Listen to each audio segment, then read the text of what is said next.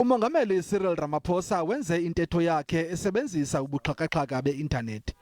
Uwugxeke kabukhali ewuhewula kananjalo umkhwa wokuxhatshazwa nokubulawa kwabasetyhini nabantwana kweli.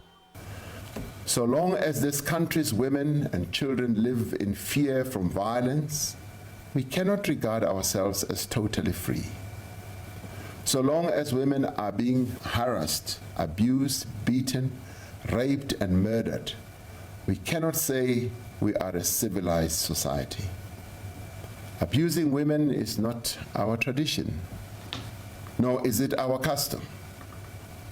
It is not and will never be our heritage. Ukwathethe phandle ngobuhlanga ingakumbi intengiso yakutshanje edale isankxwe yevenkile yakwaClicks nebibonisa iinwele zabasetyhini abamnyama njengezingekho semgangathweni ngelixa ezabamhlophe zikudidi oluphezulu.